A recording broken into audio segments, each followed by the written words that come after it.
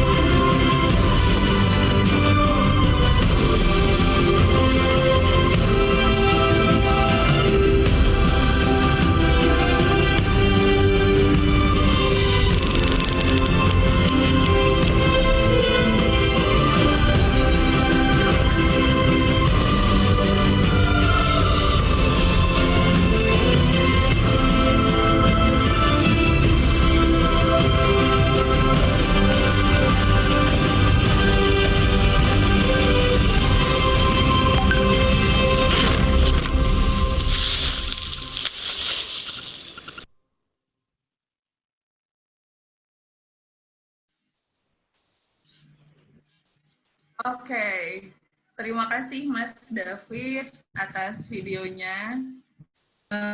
Teman-teman yang tadi pengen penasaran ngeliat lebih detail videonya, bisa dilihat di YouTube channelnya Jabaran Expedition. Cari aja di YouTube Jabaran Expedition.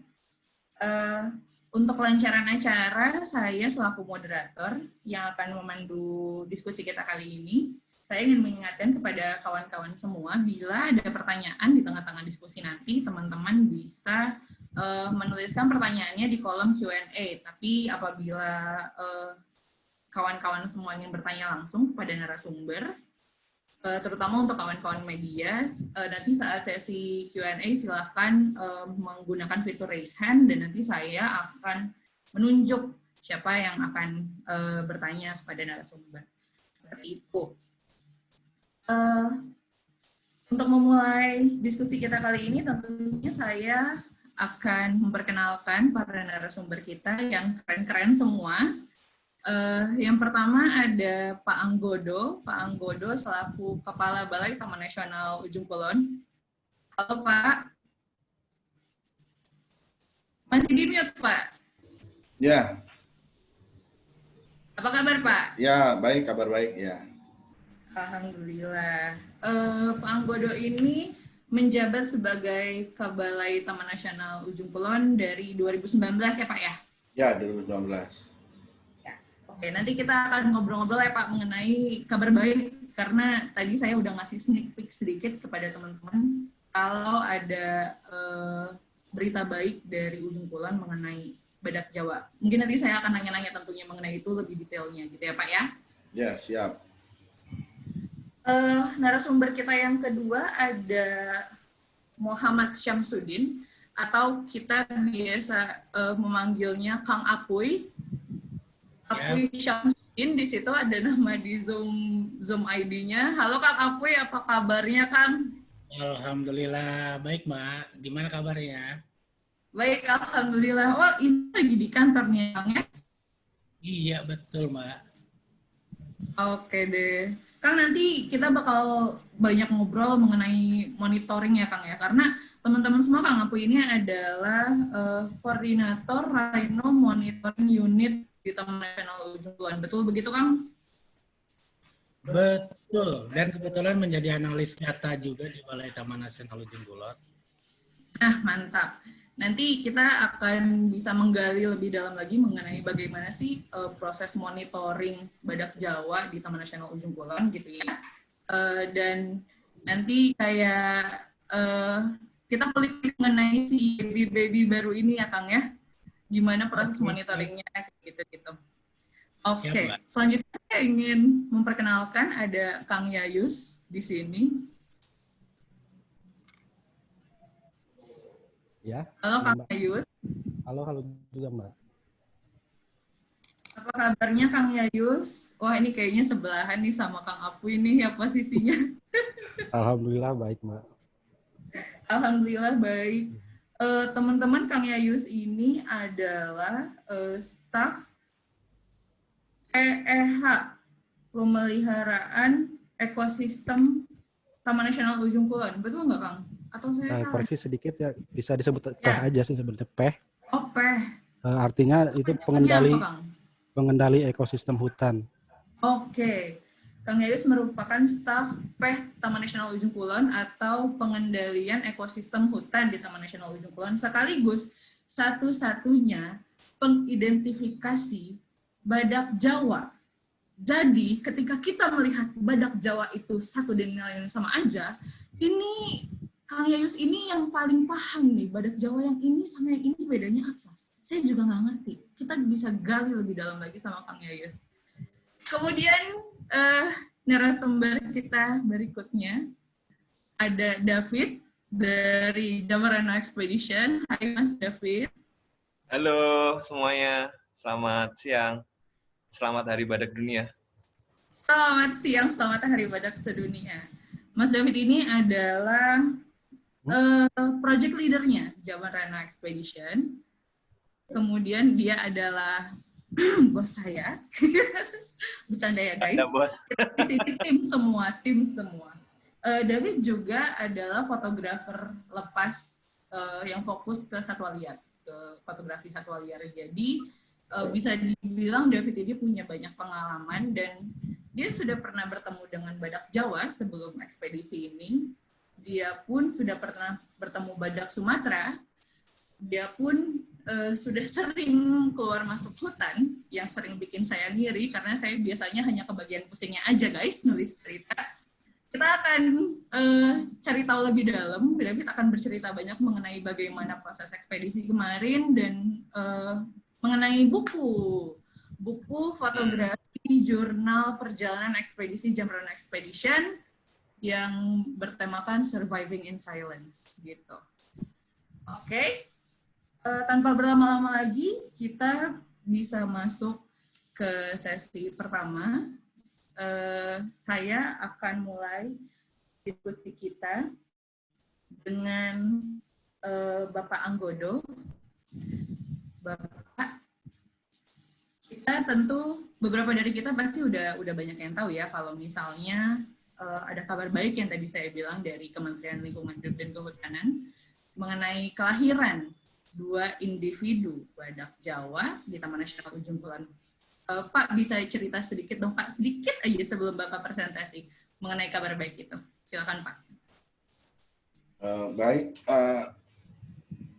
teman-teman semuanya, bahwa pada tahun 2020 ini dari hasil monitoring RMU yang dipimpin oleh Pak Yayus, lalu Pak Apoy ya, juga teman-teman di lapangan ya, kepala seksinya Pak Jang Asep dan teman-teman yang ahli di lapangan ya, ada Pak Darian dan kawan-kawan yang lainnya ya, berhasil mendapatkan video dari beberapa klip ya, beberapa klip video yang dari kamera trap yang kita pasang di kawasan Ujung Kulon. Itu ada ditemukan 2 anak badak baru, yaitu sekitar bulan apa tuh Pak Yayus, kalau nggak salah bulan Juni ya,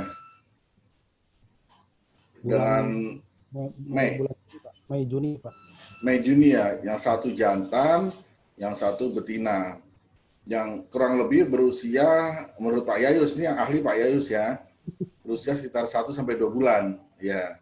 Kita punya pakar identifikasi badak, yaitu Pak Yayus, juga dibantu oleh teman-teman yang lain. Jadi keberhasilan ini sebenarnya berkat dari kerja keras dari teman-teman teman besar Ujung Kulon. Jadi ya, terima kasih ya. Jadi teman-teman baik yang di kantor maupun di lapangan selama ini bekerja keras dengan memasang kurang lebih saat ini 85 kamera video trap ya yang terpasang ya. Dari 100 kamera yang ada yang masih bagus ya, sekitar 85 dipasang di lapangan. Jadi 2 anak badak ini sudah diberi nama langsung oleh Bu Menteri kita. Jadi saya dengan teman-teman lapor kepada Pak Dirjen KSDAE, beliau langsung lapor kepada Ibu Menteri dan sudah diberi nama, yaitu Luther dan Helen. Jadi sudah diberi nama Luther dan Helen, bisa dilihat di medsos ya, sudah rame namanya Luther dan Helen.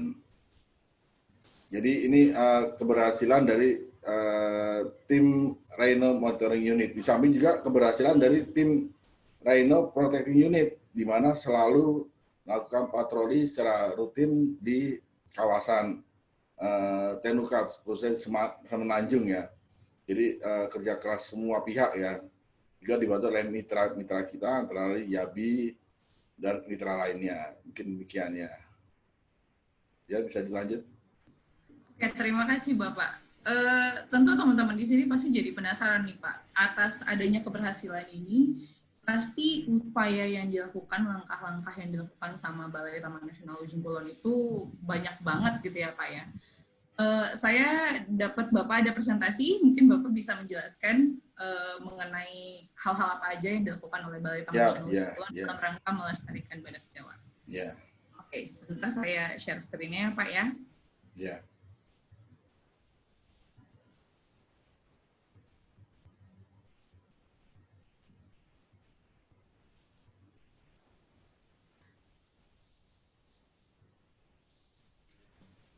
Apa sudah terlihat?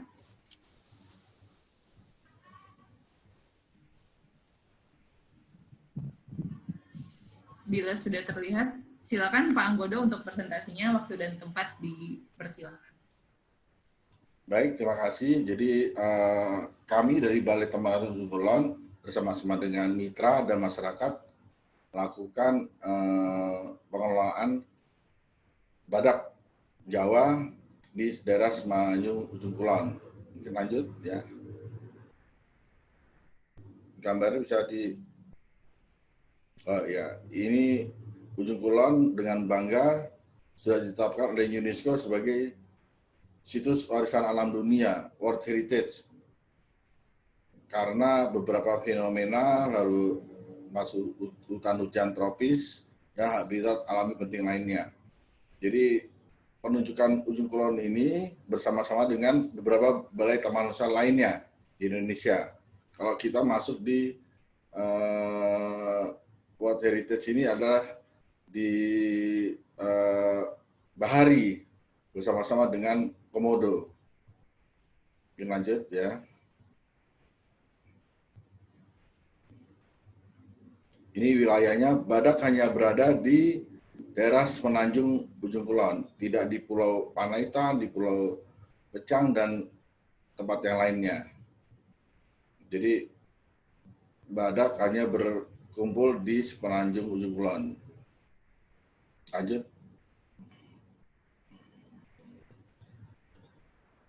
Ya, ini adalah visi kita ke depan, ingin menjadi pusat dari pembelajaran konservasi badak Jawa di dunia. Mungkin satu-satunya di dunia, karena badak Jawa hanya ada di Indonesia. Lanjut.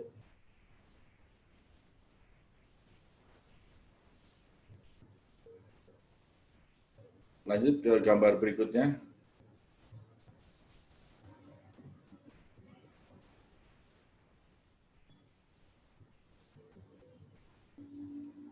Badak Jawa ini ada di Semenanjung Ujung Kulon yang berwarna merah itu ya, di zona inti. Lanjut ya.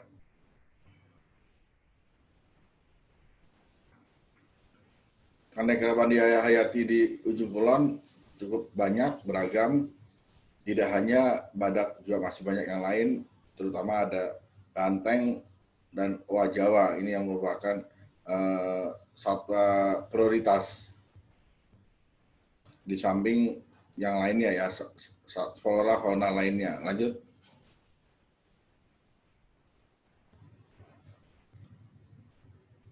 Kita juga ada ditetapkan oleh Kementerian LHK, yaitu SRAK, Strategi dan Rencana Aksi Konservasi. Untuk badak Jawa ini sudah disusun SRAK-nya. Jadi terakhir kita melakukan pertemuan di kantor Bupati ya, bersama Pak Apu ya, Pak Apu kalau masih ingat ya. Itu hadir pakar-pakar badak dari IPB, lalu dari YABI dan dari mitra lainnya ya. Yaitu kita lakukan pertemuan di kantor Bupati ya. Yaitu SRAK ini sudah disusun, yaitu untuk rencana jangka pendek adalah peningkatan populasi sebesar 20%. Ini selama berapa tahun nih? 10 tahun. Ya. Lalu membangun suaka badak. Suaka badak akan direncanakan tahun depan. Insya Allah tahun depan kita membuat suaka badak. Jadi artinya badak tidak hanya berkembang di alamnya, tapi kita juga akan upayakan breeding untuk badak Jawa ini yang akan direncanakan di daerah sekitar Kalejetan. Plus juga membangun pusat risetnya, sehingga akan menjadi pusat riset badak Jawa. Lanjut. Ini program-program yang sudah dilaksanakan, tentunya bersama masyarakat. Kita ada masyarakat Mitra Polhut, MMP, Rhino Protection Unit, RPU, dan Marine Patrol Unit yang baru dibentuk bersama-sama dengan YABI. Ini kurang lebih Kalau RPU beranggotakan 6 orang PNS kita, yaitu Korlap dan Kanit, lalu masyarakatnya kurang lebih 22 orang. Lalu dari Marine Patrol sendiri juga sudah diseleksi oleh Yabi dan kita, beranggotakan 12 orang masyarakat dan Kanit 2 orang, karena ini dibagi shift 2 kali ya, berganti ya. Ini patroli di sepanjang Laut Jawa, Selat Sumatera ya. Lanjut. Jadi RPU inilah yang menjadi andalan kita di samping monitoring populasi oleh RMU. Ini semua saat ini kita dibantu oleh Yabi. Jadi selain patrolinya ketat dan cukup baik, kita juga melakukan monitoring. Monitoring ini penting. Jadi kita tahu badak ini bertambah itu atau badak ada yang luka atau sakit itu dari kegiatan teman-teman RMU ini. RMU sendiri juga melibatkan masyarakat. Kurang lebih masyarakat dilibatkan sekitar 25 orang masyarakat dan 5 petugas kita dari balai, dari seksi dan resort. Ini untuk di seksi yaitu kebetulan di seksi 2 saja, yaitu yang di bawah pimpinan Pak Ujang Asep. Pak Ujang Asep hadir nggak? Ya lanjut ya. RMU sudah lanjut. Next.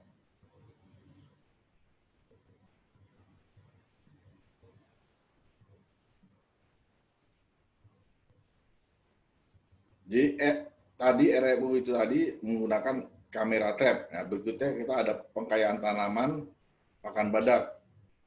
Ini penting karena badak makan hidup dari pakannya badak ini. Jadi masih relatif baik hutan di ujung kulon ini sehingga badak bisa berkembang biak dengan baik. Lanjut. Persediaan pangan cukup melimpah. Lanjut ya. Ini kita juga lakukan optimalisasi padang rumput.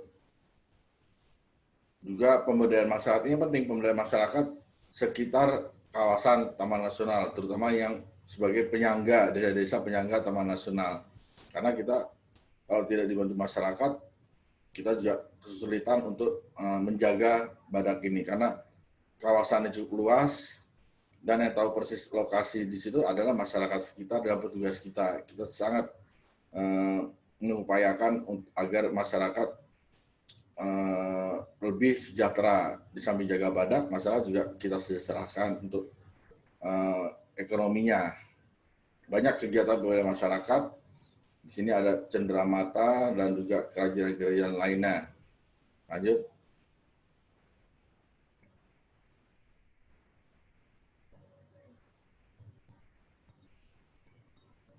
Ini pagar Jariska. Ini adalah pembuatan pagar di luar dari Semenanjung Ujung Kulon. Jadi karena kita khawatir kalau ada bahaya dari bencana alam ya, tsunami atau dari Gunung Krakatau, maka kita memperluas daya jelajah badak hingga ke timur dari Ujung Kulon sampai di daerah sebelum Cegok ya.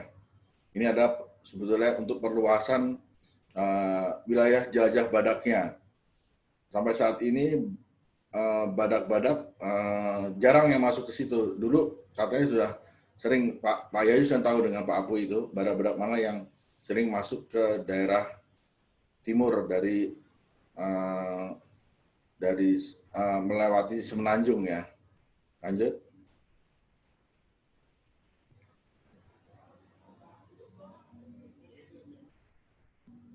Ini dia Jariska sudah dibangun pagar. Ini mohon bantuannya agar pagar ini tetap terpelihara. Pagar ini karena membatasi antara areal badak juga dari ternak yang sering masuk ke kawasan. Ternak ini antara seperti kerbau, ini kan dikhawatirkan bahwa kerbau ini membawa penyakit yang bisa berakibat menular kepada badak, terutama penyakit kuku itu ya, penyakit dari ternak kerbau ini. Jadi harapan kita ke depan itu masyarakat dapat mengandangkan kerbaunya sehingga tidak masuk ke kawasan yang dipagari oleh Jariska ini. Lanjut.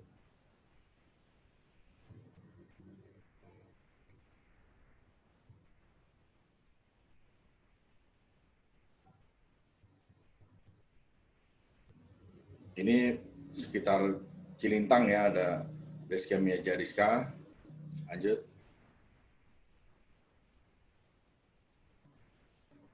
Ini juga perlu penting ini, yaitu menganalisis DNA badak sendiri. Jadi kita mengetahui dari badak ini, kita telusuri gennya. Kita bekerja sama selama ini dengan Fakultas Kedokteran Hewan dari IPB Bogor, di mana kita mendapatkan informasi juga bahwa badak di Jungkulon ini tidak hanya dari satu keturunan. Badak ini diduga hasil dari penelitian dari ini ya, FKH IPB, berasal dari paling tidak minimal 3 garis keturunan dari induk.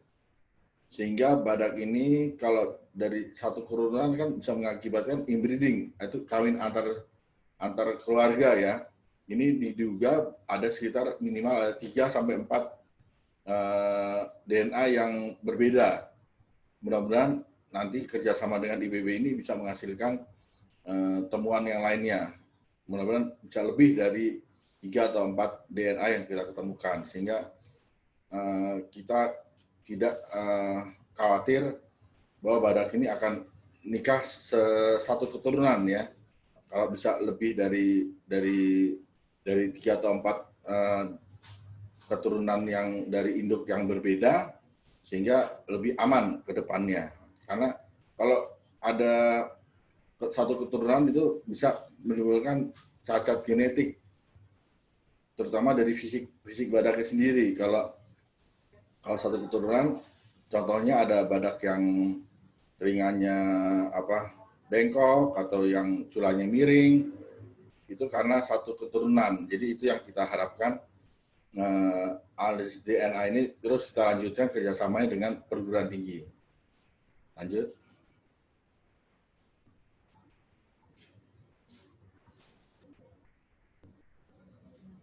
Ini tadi populasi badak, syukur alhamdulillah tahun ini bertambah menjadi 74 individu dari kelahiran dua anak ya. Jadi jumlah anak sekarang dari sebelum-sebelumnya ada sekitar 15 anak. Tadi dari 8 jantan anak dan 7 individu betina. Lalu remaja itu tercatat 32 dan betina individu sekitar 27 individu. Jadi kita harapkan dari betina ini yang terutama yang dewasa ini bisa menurunkan badak-badak muda berikutnya. Ini semuanya ada data ada di Pak Asep Yayus ini ya. Pak Asep Yayus yang membuat database ini dan hafal nama-nama ke-74 badak. Lanjut. Ini adalah video anak badak yang baru lahir kemarin. Jadi kemarin di kantor kita sempat diskusi, saya yakin ini pasti anak badak karena masih sangat kecil ya. Karena menurut informasi dari teman-teman ya, dari Pak Yayus, Pak Alpuy, anak badak ini kalau sudah umur setahun aja besarnya sudah hampir sama dengan induk ya, sedangkan ini masih sangat kecil. Jadi kita yakin bahwa ini ada anak badak yang baru. Dari induk, ini dari induk siapa ini? Pak Yayus yang tahu ya, Pak Asep Yayus ya. Sinta ya ini ya. Ya, lanjut. Oh, ini jantan ya, luter ya. Dari induknya Sinta, induknya adalah Sinta. Ini yang betina diberi nama oleh Ibu Menteri adalah Helen. Ini anak ketiga dari induk Ramona. Ramona ini badak dewasa yang memang sudah beberapa kali melahirkan. Jadi ini adalah kelahiran yang ketiga. Jadi badak ini kalau lahir tidak pernah kembar ya Pak Asep ya. Selalu satu ya Pak. Belum pernah ada yang kembar ya. Lanjut.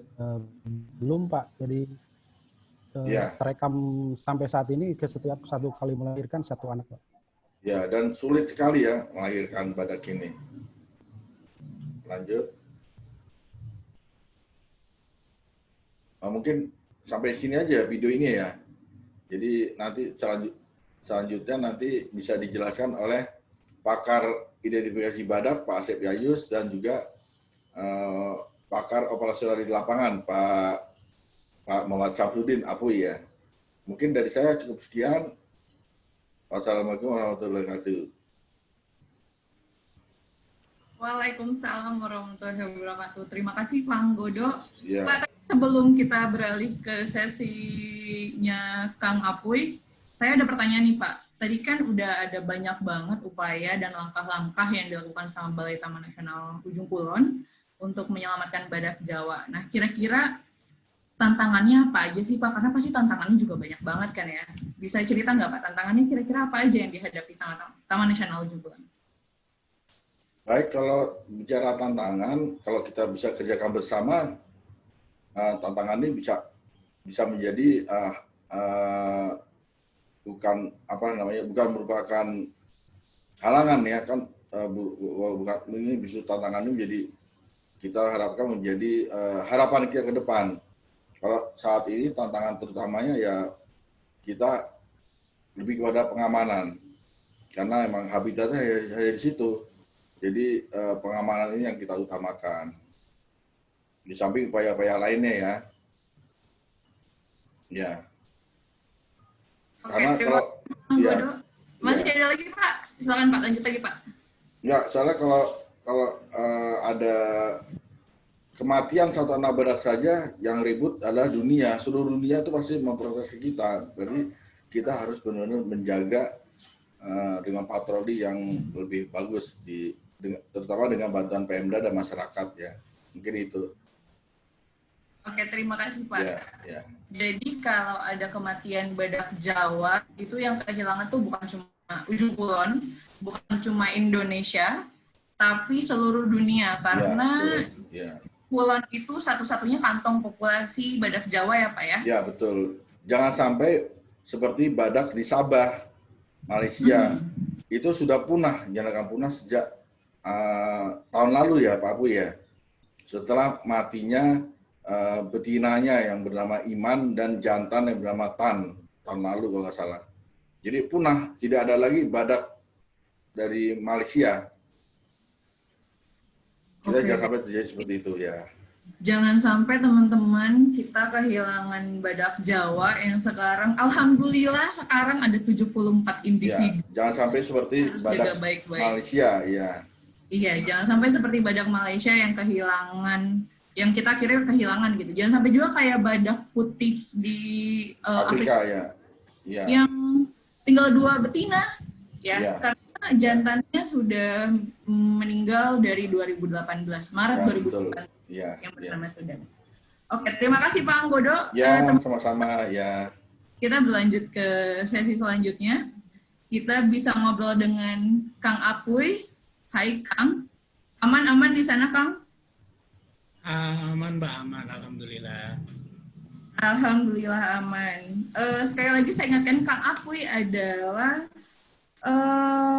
koordinator Rhino Monitoring Unit yang dia nih yang tadi kalau Pak Anggodo bilang 2 fungsinya ada di sini nih. Nah, Kang ini kan ada kelahiran badak ya Kang ya, ada 2 individu bayi lucu-lucu, 1 jantan 1 betina, si Luther sama si Helen. Nah ini kalau misalnya kita tahu nih sebenarnya si 2 individu badak ini itu dia ada di area wilayah yang sama atau dia ada di wilayah yang berbeda. Mungkin bisa diceritain juga sebaran populasi badak Jawa di Taman Nasional Ujung Kulon tuh gimana sih? Silakan Kang. Baik, terima kasih Mbak. Sebetulnya semuanya sudah jelas tadi disampaikan oleh Kepala Balai, Bapak Anggodo. Adapun terkait penyebaran badak Jawa yang ada di Taman Nasional Ujung Kulon, itu memang khusus ya adanya di wilayah Semenanjung Ujung Kulon. Itu walaupun memang sejarahnya sampai ke Gunung Honje, sampai ke wilayah-wilayah yang ada di Jawa. Cuma pada saat ini di Taman Nasional Ujung Kulon itu badak Jawa hanya ada di wilayah Semenanjung. Adapun terkait kelahiran 2 anak badak yang terbaru yang ditemukan pada bulan Mei yang tertangkap kamera, walaupun memang sebetulnya kita tidak melihat langsung ya kelahirannya seperti apa, tapi setidaknya pada saat tangkapan kamera itu tertangkap pada tanggal 25 Mei tahun 2020 ini, itu jantan, anak dari Sinta, mungkin boleh ditambahkan ini anak kedua Sinta. Sebelumnya Sinta sudah melahirkan anak, siapa namanya Kang waktu itu? Anaknya Sinta, Prabu. Jadi anaknya Sinta itu Prabu, kemudian adiknya itu yang jantan yang sekarang diberi nama oleh Bu Menteri Luther gitu. Adapun wilayah tangkapan anak jantan ini di wilayah Citadahan ya, jauh dengan temuan anak betina yang ditemukan pada bulan Juni. Jadi range jarak waktunya jauh, kemudian lokasinya pun memang jauh. Jadi ada kemungkinan hasil identifikasi dari Pak Yayus itu merupakan anak yang terbaru yang ditemukan pada tahun 2020 sampai bulan Agustus. Siapa tahu nanti sampai bulan Desember ada temuan anak baru lagi, kita nggak tahu ya. Semoga saja. Amin, amin, amin. Nah, kemudian apalagi tadi Mbak pertanyaannya? Tadi kan udah cerita si Luther Kang. Nah, kalau si Helen gimana nih? Dia kan Nah, jauh. kalau Helen sendiri itu tertangkap kamera pada bulan Juni, sekitar tanggal 12, itu adanya di wilayah utara, itu sekitaran Cigenter itu. Nah, Helen sendiri ini merupakan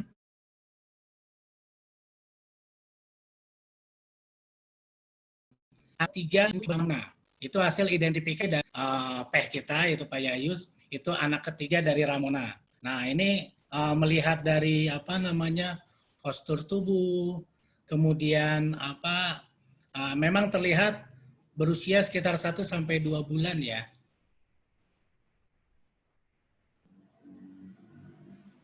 Oke deh, Kang Apwe. Ini sebagai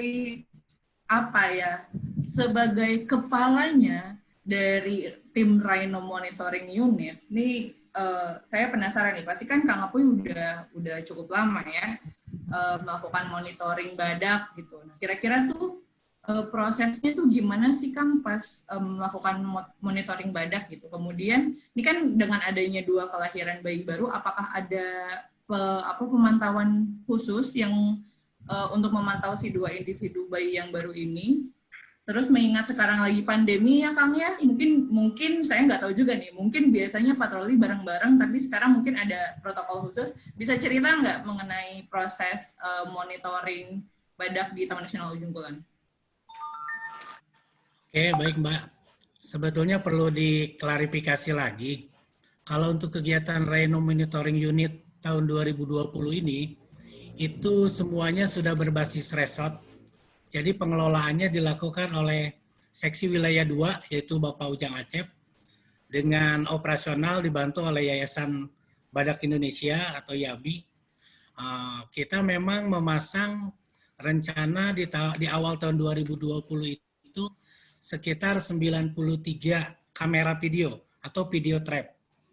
Nah, dari 93 itu dari wilayah Taman Nasional Ujung Kulon, dari mulai Gunung Honje, kemudian Semenanjung Ujung Kulon sampai ke Gunung Payung, itu kita pasang grid dengan ukuran 2 kilo sampai 2 kilo kali 2 kilo.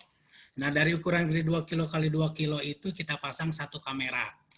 Walaupun sebelumnya di tahun 2019 kita itu melakukan pemantauan atau monitoring di ukuran grid 1 kilo kali 1 kilo. Itu hanya di wilayah Semenanjung, Ujung Kulon. Tapi karena memang kita ingin menjawab seberapa sih habitat perluasan badak Jawa sampai ke Gunung Honje dengan Gunung Payung, makanya kita pasang akhirnya untuk 2 kilo kali 2 kilo pemasangan dalam satu kamera trap. Nah, untuk kegiatan monitoring sendiri, itu biasanya kita melibatkan masyarakat ya, apalagi ini sekarang berbasis resort.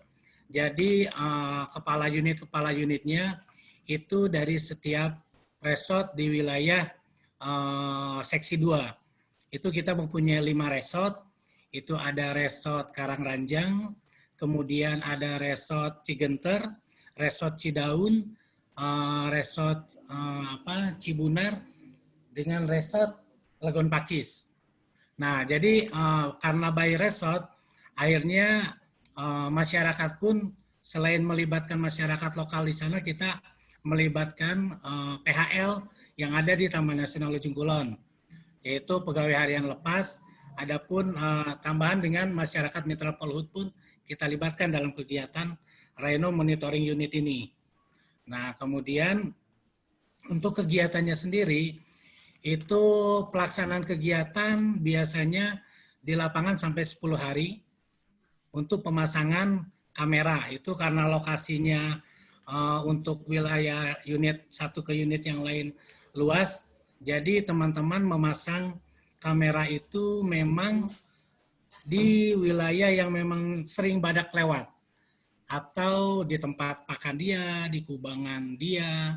Nah, di situ kita pasang kamera-kamera untuk siapa tahu langsung tertangkap langsung oleh video trap tersebut ya. Hasilnya seperti yang kita lihat, dalam beberapa bulan kita bisa menjawab 74 individu badak Jawa dengan 2 kelahiran baru. Nah, itu mungkin ya itu Mbak, mungkin itu. Ini ada satu pertanyaan tambahan nih Kang. Ini pertanyaan penasaran aja sih. Pernah nggak sih dari tim monitoring pas lagi melakukan perjalanan ke dalam hutan gitu ya selama 10 hari untuk pemasangan kamera trap, tiba-tiba ketemu badak gitu, kayak papasan. Terus kalau kayak gitu tuh biasanya gimana tuh? Oh, pernah sekali Mbak. Teman-teman boleh dibilang ya ada yang ya tergantung keberuntungan juga sih ya. Tapi memang kalau untuk teman-teman RMU di lapangan ya bisa ketemu langsung lah, setidaknya mereka bisa ketemu langsung walaupun ya tidak setiap bulan, bahkan dalam 1 tahun cuma sekali itu ada begitu. Kemudian yang tadi ditanyakan juga yang belum mungkin saya jawab terkait kalaupun ada temuan anak bagaimana tindak lanjutnya, mungkin kita lebih intensif memonitor wilayah tersebut. Nah, mungkin selain itu kita juga gabungan dengan RPU untuk lebih meningkatkan pengamanan di wilayah yang ditemukan anak, biar kita lebih sering memantau keberadaannya. Mungkin itu Mbak. Oke, terima kasih Kang Apuy. Jadi gitu ya teman-teman nih, dua buah hatinya badak nih yang lahir ini di area yang ditemukannya itu ditingkatkan pengamanannya, supaya nggak kenapa-kenapa, baik-baik aja bisa tumbuh besar. Ya, badak kecil juga udah besar sih, tapi ya jelas bisa tumbuh besar, sehat, dan bisa beranak pinak biar populasinya makin bertambah. Oke, kita lanjut ke sesi selanjutnya ke Kang Yayu. Kang nih ahlinya badak. Tadi Pak Anggodo sempat bilang kalau nih Kang Yayus nih hafal nih, 74 nih namanya semua sampai hafal nih. Gimana Kang? Hafal jadi semuanya? Ya sebenarnya sih bukan hafal ya, karena memang sering lihat aja sih, jadi mungkin sedikit-sedikit tahu gitu. Kayak gitu. Oke deh. Jadi kalau dibilang pakar sih bukan pakar, karena memang kerjaannya di situ gitu, jadi terbiasa dengan pekerjaan itu. Asal bisa karena terbiasa ya Kang ya? Nah itu kayak gitu. Iya. Oke deh. Kang, ini kita mau tahu dong, ini kan Kang Yayus tadi apa ya Panggodo bilang kalau misalnya Kang Yayus nih yang sampai tahu bagaimana mengidentifikasi badak Jawa yang satu dengan yang lain gitu. Kira-kira proses pengidentifikasiannya itu gimana sih Kang? Terus apa yang Kang Yayus tuh tahu gitu bedanya, oh ini si Helen misalnya kalau udah gede, oh ini si Luther, oh ini si Ramona gitu si ibunya. Aduh namanya keren-keren banget juga sih. Bisa ceritakan silakan. Baik. Terima kasih Mbak. Mungkin ada sedikit diagram yang akan saya coba perlihatkan bagaimana proses olah data daripada monitoring badak ini. Oke.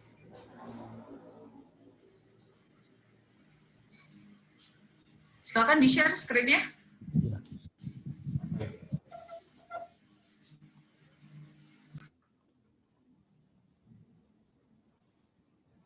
Nah ini, jadi dalam monitoring badak dengan video trap ini kita bisa kelompokkan menjadi 3 data utama atau 3 jenis data.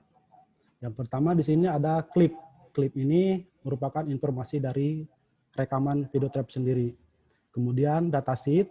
Datasheet merupakan informasi terkait kamera di mana kita menempatkan kamera tersebut, berupa data nomor kamera, nomor kartu, nomor grid, dan sebagainya. Kemudian data spesial. Ini berasal dari GPS, yaitu berupa koordinat-koordinat lokasi penempatan video kita. Kemudian setelah itu, langkah berikutnya adalah validasi dari data yang kita punya dulu. Datasheet dengan koordinat. Ini bertujuan untuk menentukan betul tidak lokasi yang kita pasang itu secara spasial. Karena penulisan datasheet ini secara manual. Jadi ada kemungkinan salah ketik, salah tulis, dan sebagainya. Setelah kita validasi dengan koordinat, maka kita sudah bisa memastikan bahwa titik-titik lokasi pemasangan kamera itu benar, tidak melenceng dari yang seharusnya. Kemudian untuk klip itu sendiri, kita lakukan pengolahan klip, yaitu berupa pemilahan, di mana klip-klip dari video itu kan banyak tuh, ada satwa dan non-satwa, ada non-satwa dan satwa. Terus itu kita pisah-pisahkan, kemudian non-satwa ini terdiri dari klip kosong dalam artian klip gambar gelap, terus gambar panorama yaitu berupa gambar tidak ada objek di depannya, hanya berupa pemandangan saja. Itu bisa terjadi karena pergerakan dari daun atau hujan atau apapun yang membuat sensor kamera itu bekerja. Terus gambar manusia, ini bisa dibagi 2 juga gambar manusia. Ada petugas kita sebagai tim monitoring yang memasang dan pelanggar. Nah ini kita kategorikan ke non-satwa. Kemudian satwa kita bagi lagi menjadi non-badak dan badak. Non-badak itu kan bisa banteng, bisa apa saja yang kita dapatkan dari hasil rekaman tersebut. Nah untuk badak sendiri, barulah kita identifikasi individu. Setelah kita identifikasi individu, baru kita analisis dan pemetaan.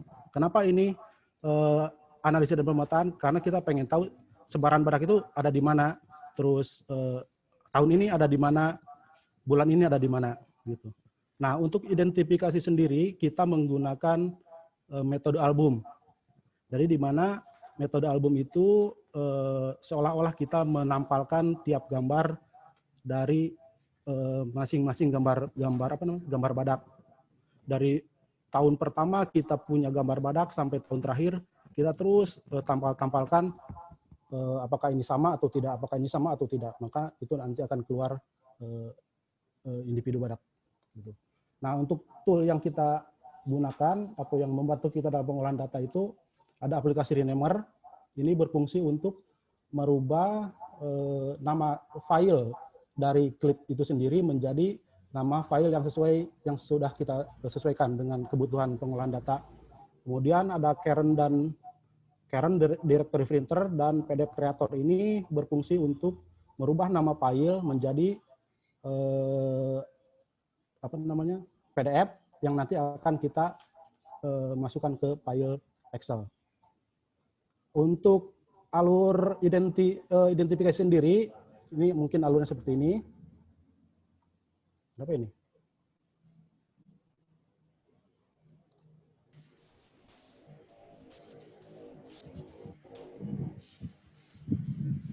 Gimana, Kang Yayus? Nah, ini bentar, Mbak. Nah, ini apakah sudah muncul? Nah, ini untuk alur dari identifikasi individu. Jadi folder badak yang kita punya itu kita pisah-pisahkan lagi menjadi ada badak jantan, ada badak betina, kita pisahkan lagi mana yang remaja, mana yang anak, begitupun yang dari betina. Nah, setelah kita punya folder tersebut, kita identifikasi baru morfologinya. Apakah bentuk culanya seperti apa, lipatan matanya seperti apa, lehernya gimana. Nah, ini yang paling penting dalam proses identifikasi. Gitu. Jadi tadi kan bilang bagaimana cara membedakan badak satu dengan badak yang lainnya ya dari sini nih gitu. Kemudian apakah dari badak tersebut ada ciri khas lain? Misalkan dia punya telinga yang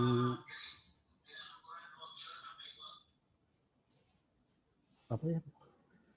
Apakah dia punya ciri khusus, misalkan telinganya kupluk atau ekornya apa segala macam. Kemudian yang punya ciri sama itu kita gabungkan. Terus dioverlay lagi dengan individu yang sudah kita identifikasi sebelumnya. Apakah itu individu yang sama yang sebelumnya atau individu yang baru. Nah, itu mungkin alur dari identifikasi itu sendiri. Nah, kemudian parameter yang kita gunakan itu kita mengacu pada kunci identifikasi yang diciptakan oleh Mike Griffith. Nah, itu apa namanya poin-poin ini, kriteria-kriteria ini Mr. Mike Griffith, kalau orang kita bilang Pak Mike Griffith yang menciptakan, karena memang beliau yang pertama kali memasang kamera badak di ujung kulon. Saya kurang tahu ya tahunnya tahun berapa beliau melaksanakan penelitian itu, tapi kunci identifikasinya dipakai sampai sekarang oleh kita. Mungkin itulah sepintas bagaimana cara identifikasi badak gitu, Mbak. Jadi gitu caranya ya guys. Berarti itu sebagian besar semuanya dari hasil video kamera trap ya Kang ya? Betul, Ya betul. gitu. Jadi, data yang kita punya itu merupakan data dari mulai kegiatan video trap dilaksanakan di ujung kulon, yaitu dari tahun secara terpola ya dari tahun 2012 sampai sekarang. Jadi kita sudah mempunyai database badak lah, hasil monitoring dengan video ini sudah cukup banyak gitu. Oke, jadi teman-teman kita bisa membayangkan di komputernya Kang Yayus itu ada beribu-ribu folder mungkin ya, karena tadi kita udah dijelasin ternyata panjang banget gitu. Proses yang dilalui sampai akhirnya individu badak itu bisa teridentifikasi. Dan proses itu juga mungkin yang dilakukan sama Kang Yayus dan tim mungkin untuk sampai akhirnya menemukan bahwa oh ini ada kelahiran baru nih gitu. Oh ini akhirnya dikasih nama yang satu Luther, yang satu Helen gitu. Kang, tadi di presentasi Pak Anggodo sempat menyinggung mengenai penelitian menikah. Dan mungkin pasti ada kaitannya juga dengan proses pengidentifikasian badak gitu. Tadi juga Kang Yayus sempat bilang kalau ada badak yang memiliki ciri khas khusus gitu, misalnya kupingnya bengkok atau gimana gitu. Nah, menurut Kang Yayus sendiri, bagaimana seberapa penting si proses pengidentifikasian DNA ini untuk membantu pengidentifikasian badak Jawa gitu, ya gitu. Kalau menurut saya sih itu sangat penting ya Mbak, karena apa? Kalau identifikasi secara visual itu kan hanya menggambarkan gambaran morfologi luarnya saja atau fisiknya saja.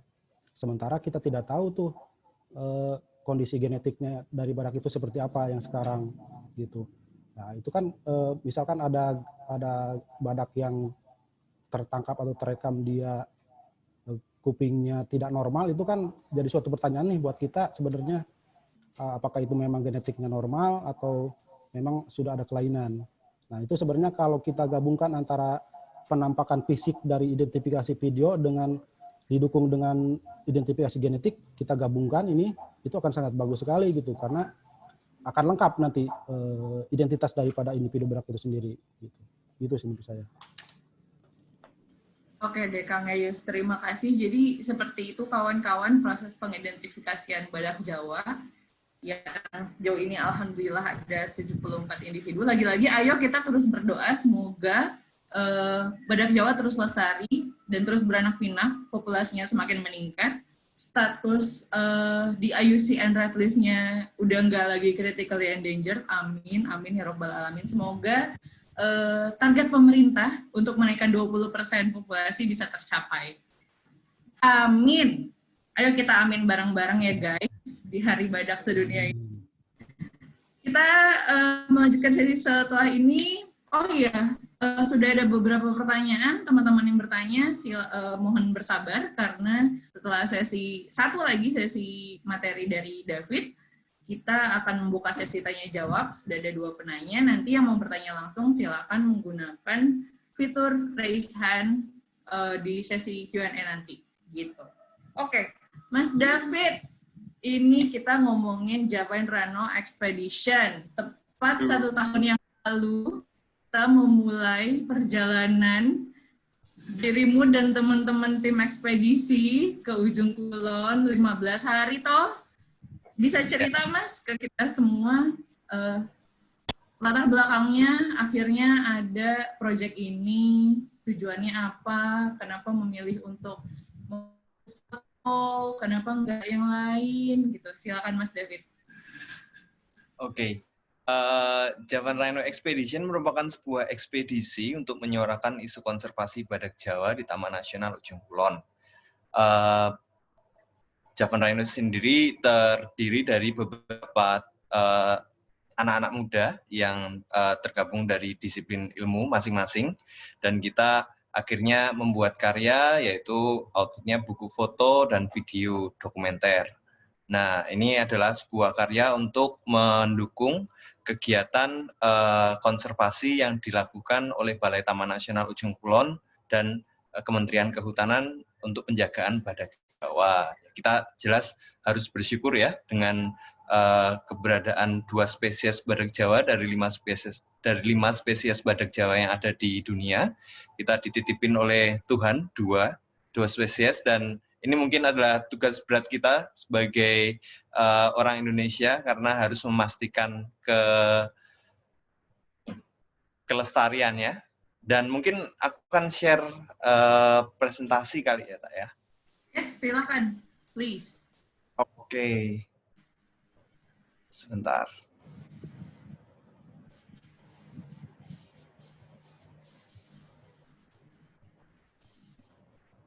Share. Oke.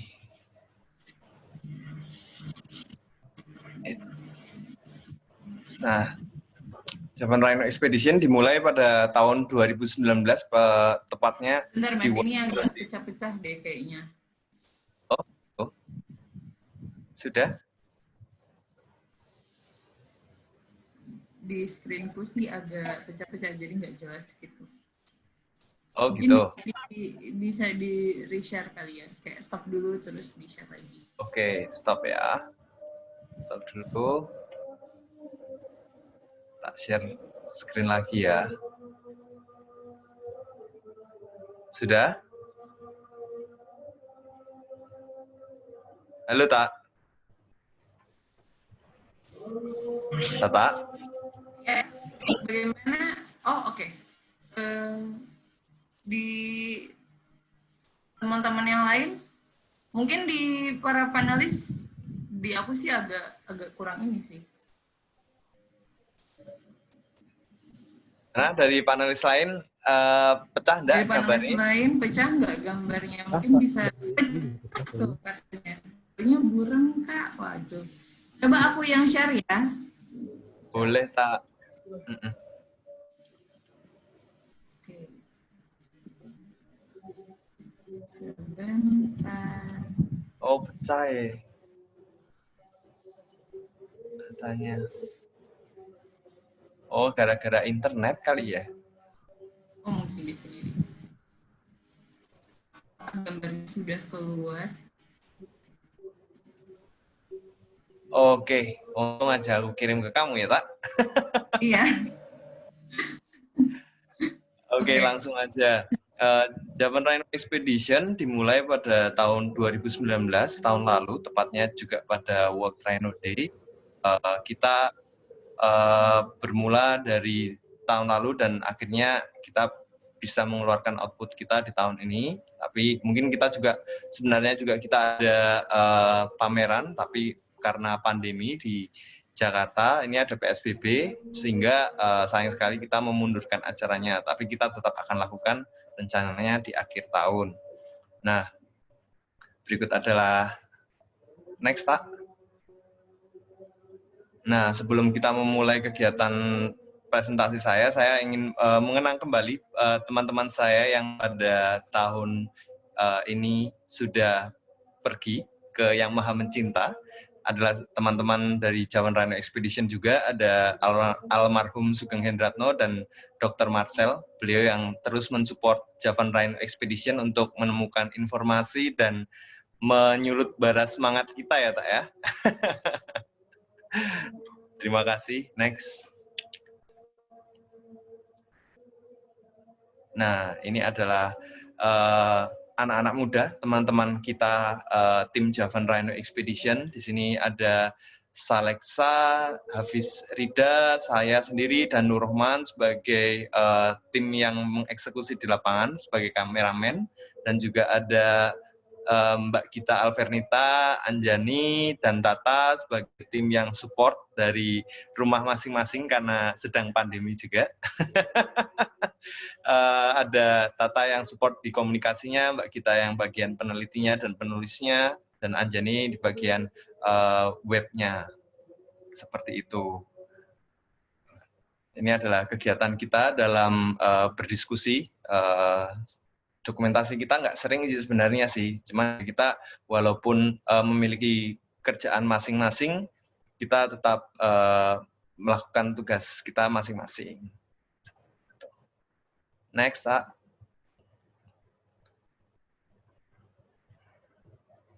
Nah, ini adalah Taman Nasional Ujung Kulon. Kebetulan kita gerak bersama beberapa seniman juga, beberapa ilustrator juga untuk membuat penampakan peta maupun desain buku menjadi lebih menarik.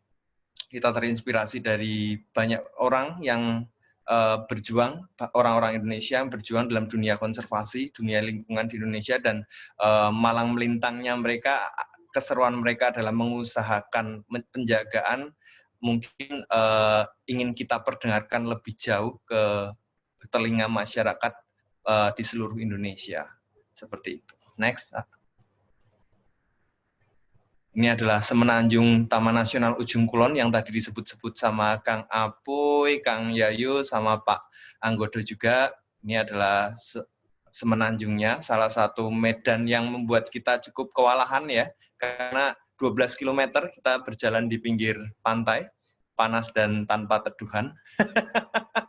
Kaki ambles juga. Next, Pak. Mungkin kapan-kapan teman-teman yang ada di sini bisa mencoba ke Taman Nasional Ujung Kulon biar merasakan. Nah, ini adalah teman-teman tim kita dari masyarakat lokal. Di situ ada Bang Doyo, Bang Taya, Bang Damong, Kani, Iwan Podo, Adewaru, Ihom, Darian, dan Agus. Di situ juga ada Kakak sebagai ikon ketangguhan Indonesia yang kemarin juga sempat mewarnai Asian Games. Dan memang Badak Jawa ini adalah simbol primadona Indonesia ya, simbol kekuatan, namun kenyataannya dia hanya memiliki satu rumah saja, satu kantong populasi saja yang hidup dengan berbagai ancaman baik sisi eksternal maupun internal, seperti itu. Next. Nah, mungkin ini bisa dilihat ciri-ciri badak Jawa kita. Ternyata ada loh hewan sebesar ini nongol atau tinggal di Pulau Jawa, di ujung paling barat Pulau Jawa, ternyata ada hewan sebesar ini. Dan buat teman-teman yang mungkin ke ujung kulon dan tanya, kemana sih, mana badak Jawanya? Sebenarnya saya juga pertama kali datang ke ujung kulon juga, mana sih badak Jawanya, kok enggak ada dikandangin atau gimana? Ternyata memang badak Jawa ini hidup liar di dalam situ. Cuman sekarang ada 74 dan berada di luasan daratan sekitar berapa tuh, 80.000 hektar. Nah, bagaimana caranya kita melihat? Ya kita harus ngetuk masuk ke rumahnya dan nggak segampang itu gitu untuk bertemu, karena hidungnya yang memiliki penciuman yang tajam dan kupingnya yang seperti radar mendengar setiap gerakan yang aneh, sehingga mereka seperti mobil Avanza di tengah hutan ya, lari. Seperti itu. Nah, tujuannya sih sebenarnya jelas kita ingin mengkampanyekan isu konservasi badak Jawa, lagi-lagi untuk mengenalkan usaha konservasi manusia di Indonesia gitu, dan menjadi semangat berkarya untuk teman-teman yang sekarang suka banget dengan konten-konten wildlife, untuk para kreator konten kreator yang ada di Indonesia untuk YouTube dan segala macam media sosial. Banyak banget loh konten yang bisa digarap di isu-isu lingkungan gitu. Jadi untuk menyulut bara semangatnya aja. Seperti itu. Next. Nah, kita ada outputnya, photobooks expedition dan video expedition. Kita kali ini launching untuk photobooknya, dan untuk pamerannya kita akan launching untuk videonya nanti. Next. Nah, action plan-nya kita sebenarnya apa sih? Kita langsung harus terjun ke lapangan. Kita melakukan field expedition dan nantinya akan melakukan pameran yang rencananya akan diselenggarakan Desember. Itu masih tentatif juga karena melihat PSBB dan keadaan pandemi, karena kita juga ingin support juga bagaimana aturan-aturan pemerintah di Jakarta mendukung upaya pencegahan penyebaran virus corona. Nah, ini adalah peta kita dimulai dari checkpoint-nya, kita melakukan Cidaun, kita melakukan menggunakan kapal dulu, terus kita melakukan perjalanan sejauh 12 km, mendaki gunung dan melewati lembah, dan pasir-pasirnya juga, dan kita akhirnya membangun camp. Di sini kita menggunakan metode susur sungai dan pembangunan platform atau rumah pohon atau yang disebut ranggon. Kita juga memasang instalasi kamera trap, tapi yang DSLR, agar mendapatkan foto dengan kualitas baik secara dekat terhadap kehidupan badak Jawa, seperti itu. Ini kamera ini dibantu oleh kawan kami dari Digital Native. Di situ kita memasang dan berteman masyarakat lokal serta Balai Taman Nasional Ujung Kulon sendiri untuk memberikan pengarahan dan apa yang boleh, apa yang tidak, bagaimana SOP-nya itu harus tetap dilakukan. Sebelum masuk, teman-teman juga harus melakukan administrasi, yaitu pembuatan simaksi, karena agar kita aman, semuanya tenang, dan kita semua tahu bahwa perjalanan akan lancar. Oke, next, Pak.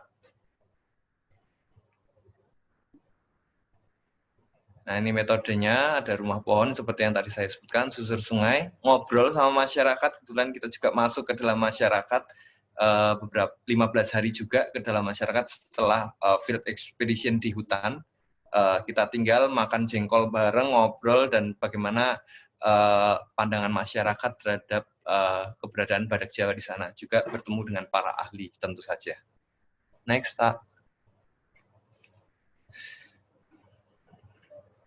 Nah, ini adalah salah satu buku kita yang akhirnya selesai kita kerjakan, disupport oleh banyak orang. Tentu ini buku bersama, bukan hanya buku dari Javan Rhino aja, tapi juga buku dari Balai Taman Nasional Ujung Kulon.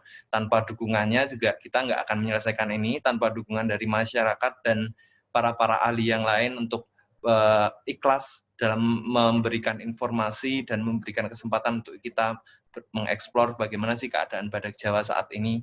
Akhirnya buku ini muncul, Javan Rhino Expedition Surviving in Silence. Next up.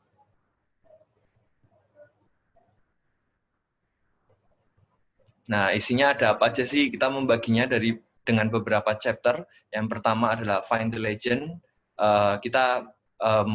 Ini adalah cerita-cerita perjalanan kita, apa yang kita temukan dalam perjalanan menuju camp utama kita, dari cakaran macan di pohon dan kita disengat tawon saat perjalanan. Nah, kita ceritakan di sini, dan teman kita juga drone-nya hampir nyebur ke laut karena anginnya terlalu kuat. Nah, ini chapter kedua adalah Ways. Kita di sini ngomongin tentang bagaimana sih metode kita, rumah pohonnya itu seperti apa sih, terus penggunaan rubber boat-nya seperti apa, kita berangkat jam berapa, terus bagaimana aturan schedule kita untuk memperjuangkan pertemuan atau mendekat lebih jauh kepada badak Jawa, seperti itu.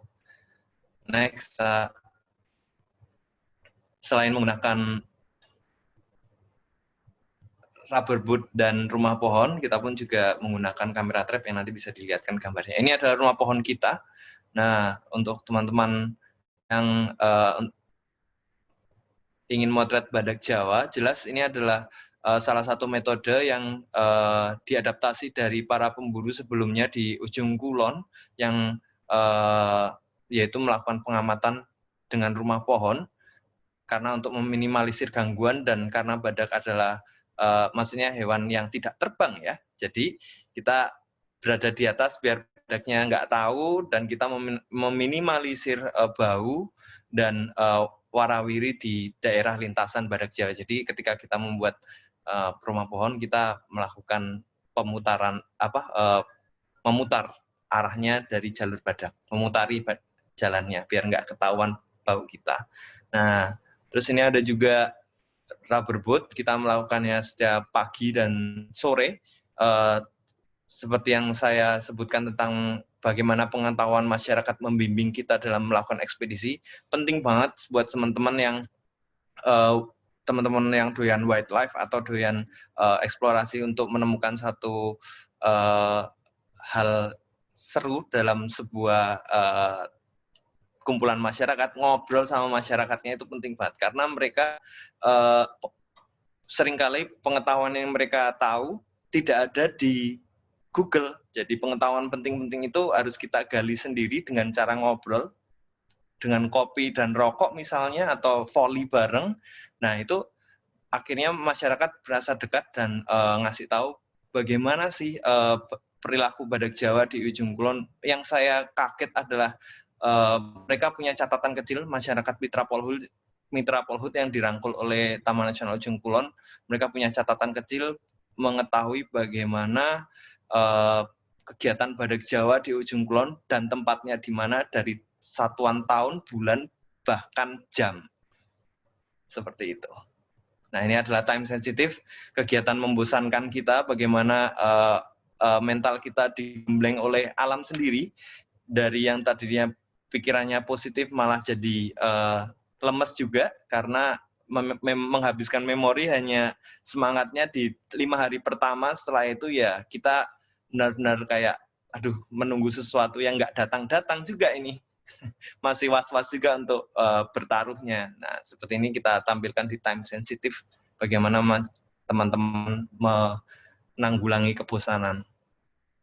The myth atau mitos, di sini kita merangkum cerita pandangan masyarakat terhadap badak Jawa, bagaimana masyarakat, saya melihat masyarakat mempunyai cara tersendiri untuk menjaga dan menghargai badak Jawa. Salah satu yang saya di sana adalah badak Jawa merupakan orang tua dan diberi nama Abah Gede atau Bapak Besar, dan bisa di next. Dan salah satu cerita yang paling menarik dari beberapa desa penyangga adalah tentang keberadaan Putri Galuh, atau salah satu sosok yang menjaga badak Jawa dari kerajaan Pajajaran, seperti itu. Mereka sangat percaya bahwa badak Jawa ini dijaga oleh salah satu orang putri, dan putri ini yang menjaga mustikanya. Mustikanya itu adalah culanya badak Jawa itu. Seperti itu. Next, kita juga ngobrol dengan pemburu. mantan pemburu tepatnya, karena dia menceritakan bagaimana orang-orang pemesan-pemesan itu masuk ke dalam desa-desa penyangga dan melakukan melakukan pemesanan cula, dan kebanyakan mereka walaupun hobi, mereka juga karena tuntutan ekonomi akhirnya waktu itu marak pada tahun 1980-an. Mereka juga menceritakan bagaimana mereka bertempur dengan aparat keamanan untuk mendapatkan cula itu, dan akhirnya sama-sama dibohongi seperti itu. Di sini ada kisah dari satu orang pemburu yang menceritakan bagaimana pengalaman hidupnya. Next. Nah, di sini juga ada unseen assassin. Apa yang kita tulis di sini adalah apa saja sih hal-hal yang mengancam kehidupan badak Jawa gitu. Apa aja bencananya, dan sebenarnya apa sih semua beberapa bencana seperti badak Jawa yang hanya ada pada satu populasi, terus pakan yang sedikit karena invasif langkap, tanaman langkap yang saat ini saya dengar penelitiannya bahwa sudah menduduki 70% dari keadaan daratan badak Jawa, seperti itu. Nah, juga terjadinya inbreeding yang membuat badak Jawa ini beberapa ada yang cacat, semuanya bergulir menyulut sumbu kepunahan, dan kita mencoba untuk menulis di sini untuk memberitahu kepada masyarakat seperti ini loh keadaan badak Jawa. Seperti itu. Next, Pak. Nah, harapan-harapan di sini, harapan dari ternyata di Indonesia masih ada loh orang yang memperjuangkan keadaan badak Jawa, bukan hanya dari Taman Nasional saja, tapi juga dari masyarakat, juga dari beberapa lembaga gitu. Juga bagaimana sih pengalaman mereka bertemu dengan badak Jawa ketika keunikannya yang saya dapat, satu orang dari masyarakat Ujung Jaya adalah Pak Suhaya, bagaimana ketika dia mencari lalapan di kebunnya, akhirnya badak Jawa itu datang ke kebunnya dan mengagetkan dia eye contact, tatap-tatapan, dan dia merasa bahwa badak Jawa ini melindungi dia karena dia adalah orang tuanya, seperti itu. Next. Nah, berikut adalah orang-orangnya, bisa ada para pakar, terus ada masyarakat, seperti itu. Next. Ini adalah Desa Taman Jaya, tempat kami pertama berkunjung dan memulai perjalanan. Ada dermaga di situ. Buat semua orang yang datang ke sini masyarakatnya sangat ramah, dan petugas-petugas Taman Nasionalnya juga asik-asik banget, diajak ngobrol dan pasti akan diajakin ngopi. Nah, ini juga, dan babacakan ya, makan bersama, simbol dari keakraban kita. Next, Pak. Kangen juga rasanya ya, ngumpul main ke sana. Nah, ini adalah chapter terakhir adalah Domestika, bagaimana roti besar kita, buah kesabaran kita akhirnya muncul juga ke depan mata kita, dan pertemuan badak Jawa yang kita dapatkan di ekspedisi 2019 sebanyak 3 individu. Dan sebenarnya ada 3 individu yang tertangkap oleh kamera. Sebenarnya ada lebih, sekitar 5-an sampai 6. Nah, cuman kebanyakan karena kita berada di posisi yang tidak menguntungkan, akhirnya badak itu keburu kabur. Jelas ini membuat kesimpulan terhadap pikiran kita bahwa badak-badak di sini masih sangat sehat dan peka terhadap instingnya, masih berjalan dengan kuat. Nah, ini adalah salah satu badak yang kita dapat di air, dan kita juga dapat di daratan. Ini ada teman, salah satu kawan kami, Nur, yang mendapatkan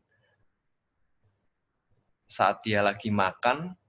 Next, nah ini adalah juga satu contoh isi buku kami. Kita sempat selfie ketika badak itu tidur membelakangi kita. Kita hanya mungkin berjarak sekitar 7 meter atau 5 meteran.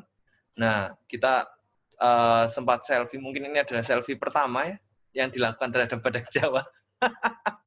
Nah, untuk pameran jelas dari karya-karya yang sudah kita hasilkan, kita ingin membuat gaung konservasi badak Jawa menjadi lebih luas, yaitu dengan bekerja sama dengan para seniman dan tokoh masyarakat juga budayawan. Di sini ada Arfi Juvian, Ageng Wicaksono, Andina, Aryan dari Seringai, MH Ainun Najib atau Cak Nun Kendra Paramita, ilustrator Tempo, Carlos Astabrata, dia dosen, Andreas juga dosen dari Universitas Tarumanagara.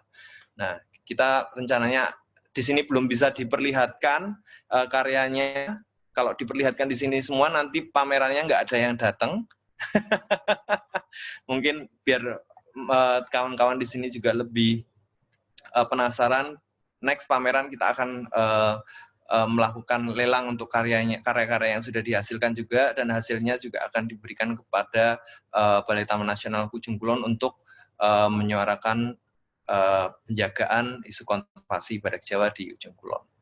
Nah, ada 1000 masalah manusia dan menjaga sesuatu yang baik akan menjawab ratusan. Terima kasih dari Javan Rhino Expedition. Sekian.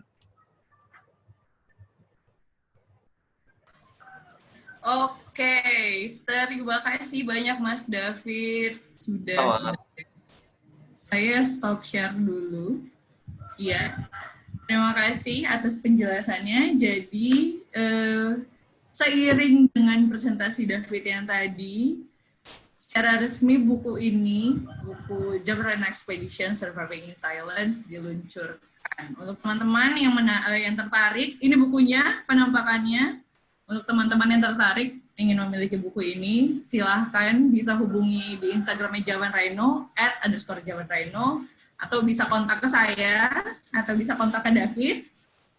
Itu bukunya, iya, bikin ngiri terus, bikin orang ngiler terus. Oke, terima kasih Mas David atas presentasinya. Sebenarnya aku punya satu pertanyaan, tapi ternyata waktu kita hanya sedikit, tinggal kurang lebih 30 menit lagi. Jadi mungkin kita bisa membuka sesi tanya jawab ya. Untuk sekarang, siap-siap untuk para narasumber, ini sudah banyak sekali pertanyaan yang masuk. Untuk teman-teman yang mau bertanya secara langsung, silakan raise hand, tapi sebelum teman-teman yang bertanya secara langsung, saya mau memilih pertanyaan. Dari sini ada Mas Ikhwan tadi dari Harian Kompas ya, dari Mas Ikhwan Susanto, wartawan Kompas. Katanya, selamat sore, perkenalkan saya Iwan Susanto, wartawan Kompas. Saya ingin tahu soal habitat kedua. Mungkin saya rasa ini pertanyaannya bisa ditujukan kepada Bapak Anggodo, Pak. Katanya saya ingin tahu soal habitat kedua yang disebut Pak Anggodo tadi. Lokasinya di Kalejitan ya. Ini berbeda dengan lokasi sebelumnya di Cikepuh yang sempat santer disebutkan. Lokasi Kalejitan itu seperti apa, Pak? Hutan perhutani atau apa? Berapa luas yang disiapkan? Persiapan apa yang sudah dilakukan? Dan bagaimana pemindahan badak ke Kalejitan? Terima kasih. Mungkin bisa dijawab dulu, Pak Anggodo, silakan. Baik, pertanyaan dari Pak Susanto ya? Dari yaitu Ikhwan, Pak. Oh, Pak Iwan ya, iya. Ya. Tentang opini itu ya, second habitat, itu merupakan solusi yang terakhir kita pilih, second habitat. Sebenarnya yang dimaksud itu bukan second habitat itu yang di mana? Di Cikepuh. Di Cikepuh, bukan. Itu adalah perluasan dari habitat badak yang sekarang ada, yang sekarang berkumpul semua di Semenanjung. Kita perluas makin ke arah timur. Dulu memang sudah ada situ badak yang masuk ke situ, ke arah timur itu. Mungkin Pak Apuy atau Pak Yayus tahu ya, badak-badak mana aja yang sering melintas ke arah timur itu, ke arah Kalejitan. Gimana 2 tahun terakhir ini sudah tidak pernah ke sana lagi. Jadi sebenarnya itu masih di dalam Taman Nasional Ujung Kulon sendiri. Cuma dia di situ belum masukkan zona inti, kalau nggak salah masih zona rimba ya Pak Yayus ya. Ya, jadi sebetulnya perluasan itu, Ya, ya. Rimba, Pak. Bagaimana Pak? Rimba, Pak. Ya. Masih berada di zona rimba, Pak, kalau untuk Kalejetan. Nah, Iya, Kalejetan, masih di zona rimba katanya. zona rimba ya. Jadi sebenarnya bukan yang di Cikebuh itu. Cikebuh itu solusi akhir, itu butuh biaya besar. Bagaimana memindahkan badak dari ujung kulon ke kabupaten apa itu Sukabumi ya. Itu kan harus Ya. harus dibawa dengan alat berat, dengan truk, dibius dulu, diangkut dengan pakai helikopter. Kalau ini enggak, kita hanya menggiring supaya dia masuk ke arah Kalejetan. Itu aja penjelasannya.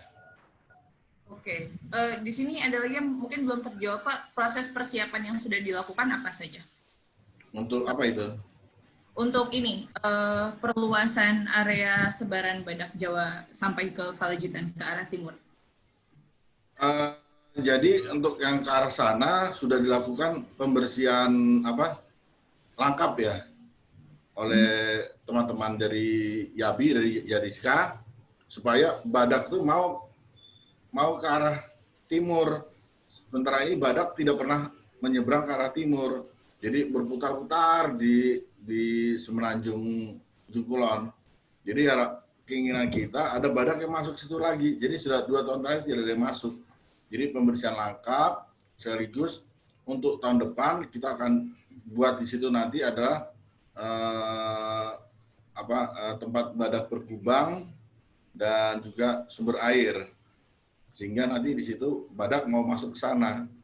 Di samping juga penanaman pakan-pakan badak, karena ke depan nanti kita ada pembangunan sumber dana dari SBSN ya, Syariah Bank Negara ya. Iya, itu dari Kementerian Keuangan, Bappenas bersama dengan Kementerian LHK, kita akan dianggarkan di sana untuk membangun semacam suaka badak. Plus juga di sana ada risetnya juga, riset untuk penelitian badak di Kalejetan ke timur sana sampai Cegok. Ya, jadi lebih murah daripada kita memindahkan ke Sukabumi. Nah, nanti orang-orang Pandeglang teriak semua, kenapa dibawa ke Jawa Barat gitu kan?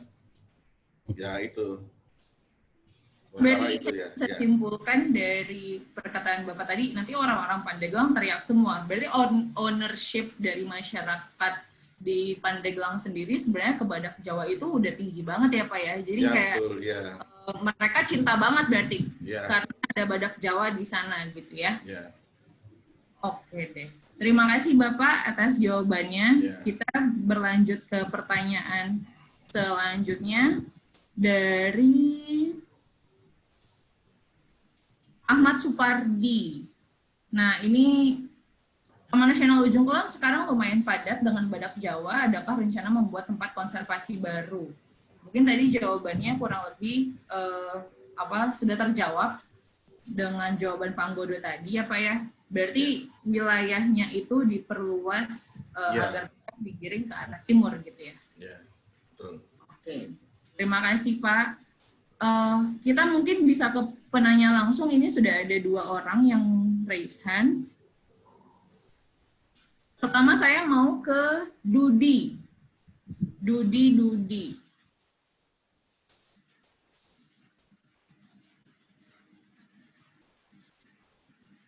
Ini sudah saya izinkan berbicara, silahkan di-unmute. Sebutkan dari mana asalnya, mau bertanya ke siapa, dan apa pertanyaannya. Saya mungkin bisa beri waktu 10 detik ya, kalau Mas Dudi belum bersuara, mungkin saya bisa ke Mas Ridho Rashid. 10 detik dari sekarang.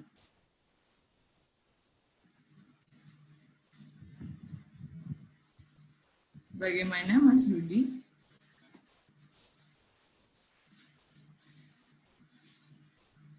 Iya, 10 detiknya sudah lewat Mas Dudi, sayang sekali. Belum beruntung Anda. Mas Ridho Rashid menurunkan tangannya. Saya ke Mas Abdul Haris Alhamami. Silakan Mas Abdul. Dari mana? Mau bertanya ke siapa? Apa pertanyaannya? Silakan. Terima kasih sebelumnya, Mbak. Kedengeran nggak Mbak suaranya? Kedengeran, Mas. Silakan, Mas. Sebutkan dari mana pertanyaannya, apa, nanya ke siapa? Saya Abdul Haris dari masyarakat zona penyangga Ujung Kulon juga, kebetulan, Mbak. Jadi saya ingin menanyakan yang pertama yaitu bagaimana sih cara menumbuhkan rasa semangat memiliki terhadap badak Jawa di kalangan masyarakat gitu. Apa sih yang membuat ibaratnya badak Jawa itu spesial dibandingkan dengan jenis satwa yang lainnya? Dan langkah apa saja yang dapat dilakukan oleh masyarakat untuk melestarikan badak Jawa tersebut? Nah, yang selanjutnya yaitu ketika ada badak yang mati, langkah apa sih yang dilakukan oleh petugas terhadap bangkai badak Jawa tersebut? Mungkin cukup sekian saja, Mbak, pertanyaannya. Oke, terima kasih Mas Abdul Haris. Mau siapa yang menjawab? Bapak Anggodo, apa Kang Apuy atau Kang Yayus? Kalau yang menumbuhkan rasa memiliki terhadap badak Jawa itu boleh oleh Mas David nggak? Soalnya kan saya sedikit tertarik dengan kegiatannya. Oke, berarti kita mulai dari pertanyaan yang pertama dulu. Bagaimana caranya untuk menumbuhkan rasa kepemilikan, rasa cinta terhadap badak Jawa? Mas David, silakan Mas David. Cinta tapi tak harus memiliki ya kalau sama badak Jawa ya guys. Silakan Mas. Ya, terima kasih Bro Abdul. Ini juga sempat kenal juga ini aku di Taman Jaya. Nah, ya, badak Jawa kan jelas memang hanya ada di Taman Nasional Ujung Kulon dan tidak ada di tempat manapun di seluruh dunia. Jelas ini jadi ikonnya orang-orang Banten, orang Pandeglang ya, juga masyarakat Desa Penyangga Ujung Kulon bangga banget dengan keberadaan badak Jawa. Mereka sangat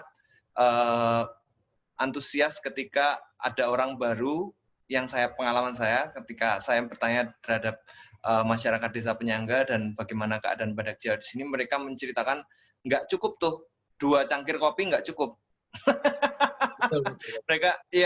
mereka sangat antusias banget dan memang bagaimana cara menumbuhkan, saya sih sangat setuju dengan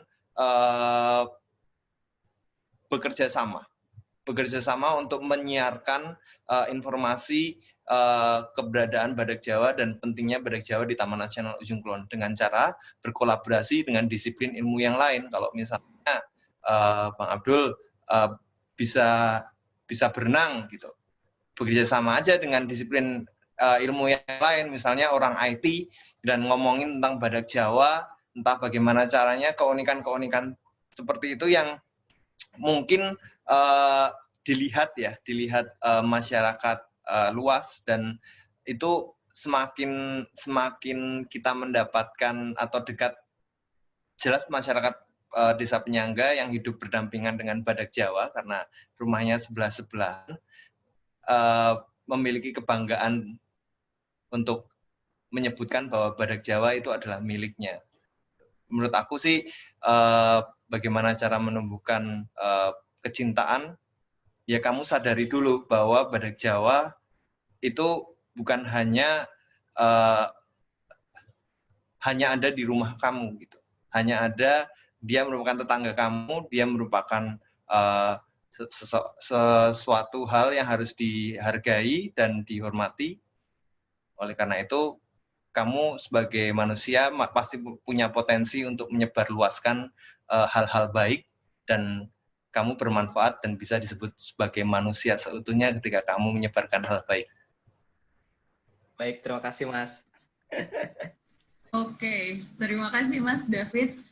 Untuk tadi pertanyaan mengenai langkah-langkah pelestarian mungkin sebenarnya udah dijawab melalui presentasi Pak Anggodo, cerita-cerita dari Kang Apuy, dari Kang Yayu sekalian.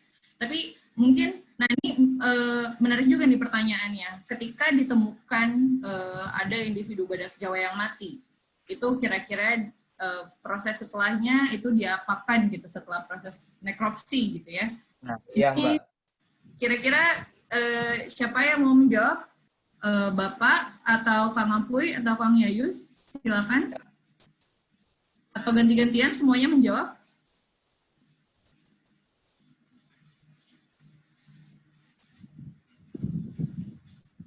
Atau Pak Anggodo mungkin Pak bisa menjawab Pak bagaimana apa yang Baik, dilakukan ya. setelah ditemukan Jadi pengalaman yang pertama waktu saya datang itu, saya pindah dari Kalimantan ke Ujung Kulon awal tahun 2019 itu, ada satu badak remaja yang mati di daerah Kitadahan kalau nggak salah itu, yaitu yang bernama Manggala.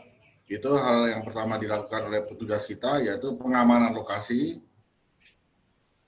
Artinya segera menuju lokasi, lalu kita amankan lokasinya, dan berikutnya adalah tim dokter hewan ya dari FKH waktu itu, dari IPB datang melakukan nekropsi. Jadi badak dilakukan nekropsi, semacam otopsi tapi di hutan ya.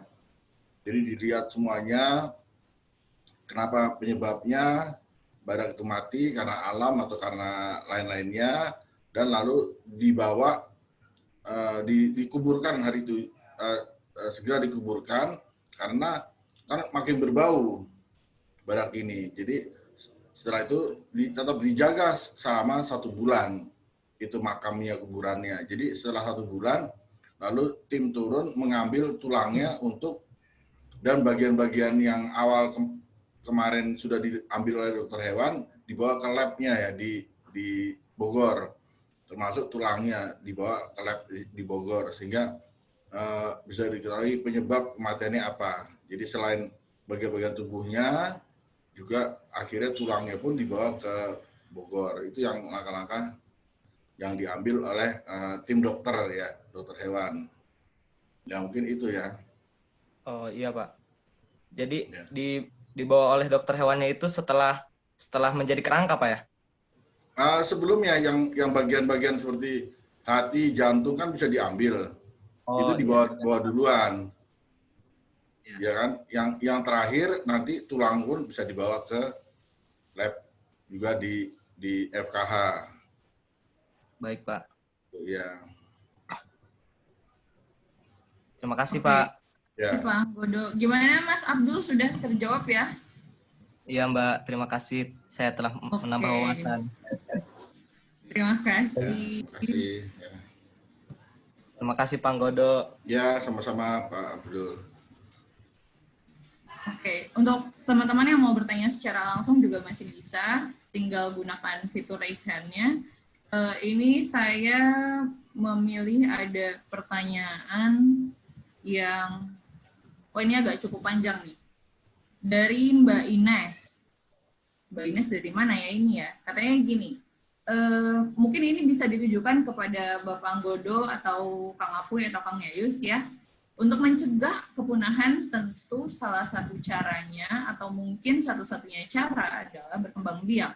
Pertanyaan saya, apakah sudah terdapat upaya untuk mengembangbiakan badak Jawa ini? Mungkin yang dimaksud semacam proses inseminasi kali ya. Oh ya, misal seperti upaya bayi tabung untuk badak Jawa, sehingga individu badak Jawa baru akan terbentuk tanpa khawatir akan terjadi kepunahan. Atau bisa juga dengan organisasi yang wewenang menyimpan sel sperma dan sel telur dari badak Jawa, kemudian dilakukan preservasi dan atau kemungkinan kemudian diproses lebih lanjut sehingga badak Jawa baru akan terus tetap ada. Nah, kira-kira gimana nih Pak? Yang saya tahu kan memang saat ini pemerintah juga masih berupaya untuk melakukan proses inseminasi untuk badak Sumatera gitu ya. Kalau di badak Jawa sendiri ada case-nya nggak sih? Silakan Pak Anggodo mungkin. Baik, saya coba jawab ya. Ya Pak. Untuk saat ini badak Jawa kita masih berkembang biak secara alami di hutan aslinya, artinya di habitatnya. Jadi belum ada untuk seperti sapi ya, inseminasi buatan dikawinkan di luar, itu belum ada. Karena memang di habitat aslinya juga masih banyak. Tapi ke depan itu juga jadi pilihan juga kalau misalnya makin terdesak ya itunya kawasannya, sehingga perlu juga dipikirkan untuk inseminasi buatan itu ya. Makanya kita akan mendirikan pusat riset badak Jawa di sekitar Cegok, Krejetan dan Cegok. Itu nanti pusat riset itulah yang melakukan penelitian tentang bagaimana mengembangkan badak di luar habitat aslinya. Kerjasama juga dengan perguruan tinggi lainnya seperti IPB, UGM atau Pajajaran ya, yang di mana ada pakar-pakar biologi atau pakar DNA untuk pengembangbiakan secara buatan. Mungkin itu jawabannya ya. Soalnya ya yang diceritakan tadi di Sabah Malaysia itu, mereka sekarang mungkin mengupayakan itu apa namanya, yang si jantan betinanya kan sudah mati itu, si jantannya Tam, betinanya Iman ya. Mereka mungkin akan perlu itu ya, dan itu perlu biaya besar dan teknologinya yang kita belum punya ya. Ya, jangan sampai seperti Sabah di sana ya, yang sudah punah, udah punah, udah nggak ada lagi, nggak ada penerusnya lagi. Kita masih beruntung, masih aman ya saat ini. Tapi ke depan perlu kita pikirkan juga untuk menyimpan paling tidak sel telurnya atau spermanya ya, ada di bank sperma atau bank sperma, seperti dilakukan di Biodik di Jepang. Itu ada beberapa satwa di dunia mereka simpan di tabung nitrogen ya. Jadi itu bisa ratusan tahun ke depan itu masih utuh itu ya, sperma atau sel telurnya. Jadi kita belum sampai ke sana teknologi kita. Gitu ya. Ya. Terima kasih Bapak. Jadi teman-teman melihat kasus di Sabah yang sudah punah gitu ya, kita bersyukur sekaligus berhati-hati karena kita harus benar-benar ngejaga ini 74 individu yang semoga aja bisa bertambah lagi. Kita harus sayang-sayang gitu, jangan sampai kita kehilangan badak Jawa, karena kalau kita kehilangan berarti dunia kehilangan badak Jawa. Oke, ini ada pertanyaan terakhir, mungkin bisa ditujukan ke David ini karena ngomongin Japan Rhino Expedition. Ini dari anonymous attendee, mungkin anonymous attendee yang bertanya ini bisa tolong komentar di chat siapa, karena saya juga penasaran. Assalamualaikum, selamat sore. Jika berkenan bisa tolong ceritakan pengalaman saat melakukan Japan Rhino Expedition, saat melakukan perjalanan ke Taman Nasional. Apakah ada kendala selama ekspedisi, menghabiskan waktu berapa lama, dan berapa kali melakukan ekspedisi? Apakah ada ekspedisi selanjutnya setelah ini? Untuk kamera trap dalam penggantian baterai dan memory card, bagaimana maintenance-nya? Silakan Mas David, ini ada lumayan banyak banget nih pertanyaan mengenai JRC. Tadi diingatin lagi ya kalau kelupaan ya. Ya, seperti yang tadi dipresentasikan, kita melakukan ekspedisi selama 15 hari ke dalam hutan. Untuk 15 hari itu sudah kepotong 2 hari untuk perjalanan dan sisanya untuk pengamatan. Dan kita setelah keluar dari hutan, kita melakukan jalan-jalan, gitulah ya ceritanya, di desa-desa penyangga sekitar Taman Nasional Ujung Kulon untuk cari-cari cerita menarik bagaimana pandangan masyarakat terhadap badak Jawa. Dan tentang kendala, mungkin yang kendalanya adalah kemampuan peralatan elektronik ya ketika di lapangan, ketika kita harus mengecas baterai, harus ada stabilizer walaupun langsung dari genset kecil, genset portable, juga dari rubber boot yang kita pakai juga bocor. Akhirnya kita berimprovisasi menggunakan styrofoam yang ada di sekitar pantai untuk membuat ponton namanya. Terus dari kamera trap tadi, kita sebenarnya ada 2 macam kamera trap. Yang satu itu kamera trap yang seri Bushnell ya. Itu udah built-in jadi satu gitu. Digantinya lama tuh baterainya tuh.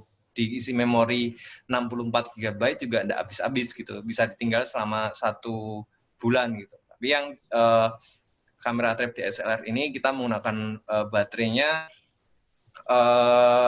power bank 20.000 mAh, isi ada 4, terus kita waktu itu sebenarnya uji coba juga kan, karena kita belum pernah meninggalkan kamera DSLR di lapangan selama beberapa hari, apalagi di dekat kubangan Badak Jawa.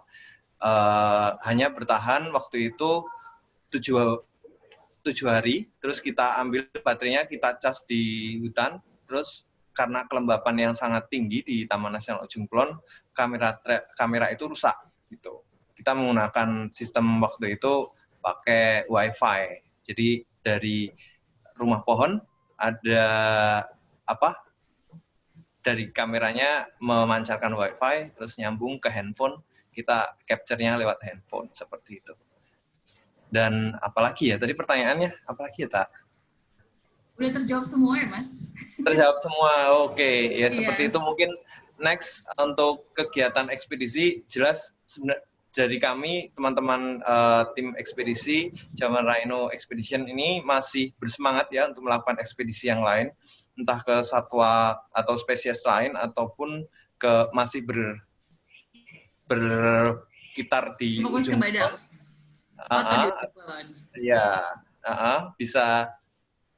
Bisa juga ke spesies lain, tapi nanti kita mungkin kalau ngomong di sini jatuhnya nanti takut PHP, mendingan kalau udah ready baru kita ngobrol lagi ke depan, kita akan siarkan. Dan untuk teman-teman yang ingin gabung juga kita sangat welcome sekali, kita akan kerjakan ini bareng-bareng karena konservasi tentu harus dikerjakan bersama-sama.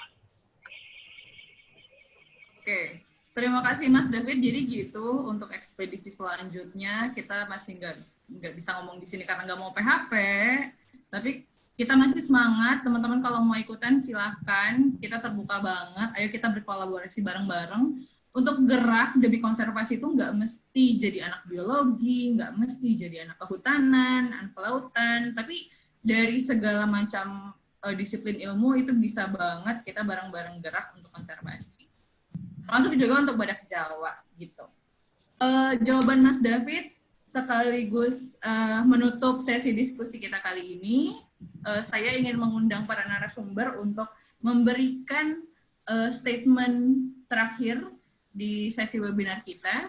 Mungkin bisa berisi harapan atau ajakan kepada masyarakat sekitar untuk ikut melestarikan badak Jawa yang penuh semangat. Semoga badak Jawa kita jadi tetap lestari gitu. Bisa berawal dari Pak Anggodo, silakan Pak, closing statement-nya. Baik, terima kasih. Jadi kami tim RMU dari Taman Nasional Ujung Kulon ke depan ini akan terus meningkatkan pemasangan kamera video trap untuk bisa memonitor keberadaan badak Jawa, di mana ini mohon doanya ya, ke depan ini kita akan dapatkan bantuan dari pihak mitra dari YABI, yaitu kamera video trap yang real time. Jadi kalau saat ini kan kamera itu kan kita ambil di hutan, baru kita bawa ke kantor untuk bisa dianalisis. Kalau ini nanti real time, jadi foto video yang didapat dari sensor tubuh badak itu bisa setiap saat diterima di kantor balai. Tentunya harus dipasang juga sinyal internet yang kuat. Ini harapan kita ke depan itu. Mudah-mudahan ini dapat lebih mempercepat kita dalam melakukan gerak cepat kalau misalnya ada gangguan badak di hutan. Itu ke depannya kita inginnya seperti itu. Di samping kita juga selalu melakukan pelatihan-pelatihan untuk smart patrol dan lain-lain. Harapannya semoga badak Jawa kita akan semakin lestari, terjaga, dan tidak mendapatkan gangguan baik dari alam maupun dari manusia sendiri. Terima kasih kepada masyarakat desa penyangga sekitar Taman Nasional Ujung Kulon yang ikut bersama-sama kita ikut menjaga keberadaan badak Jawa ini. Demikian dari saya, mungkin dari Pak Apuy atau Pak Yayus saya bisa nawarkan. Dilanjutkan dengan Kang Yayus, silakan Kang. Baik, terima kasih Mbak. Mungkin dari saya, kita itu sekarang tinggal kita yang punya badak Jawa. Jadi kalau bukan kita, siapa lagi yang akan menjaga badak Jawa? Entah itu dari pemerintahnya, entah itu dari masyarakat, atau mitra yang lain. Jadi ketiga elemen ini mempunyai hubungan yang saling keterkaitan. Jadi intinya bersama kita bisa menjaga kelestarian badak Jawa. Mungkin itu Mbak, terima kasih. Mantap. Bersama kita bisa menjaga kelestarian badak Jawa. Dilanjutkan dengan Kang Apuy. Kang, Oke, silakan Kang Apuy. Tidak panjang lebar sih yang bisa saya sampaikan. Badak Jawa hanya kita yang punya. Mari kita jaga bersama kelestarian badak Jawa yang ada di Taman Nasional Ujung Kulon. Mungkin itu aja, Pak. Terima kasih.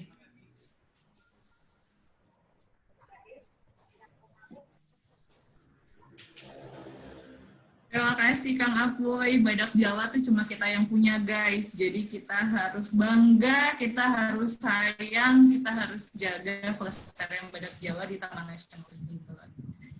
Terakhir kalimat penutup dari Mas David. Silakan Mas. Oke. Mungkin kegiatan ekspedisi Rhino Expedition, Javan Rhino Expedition.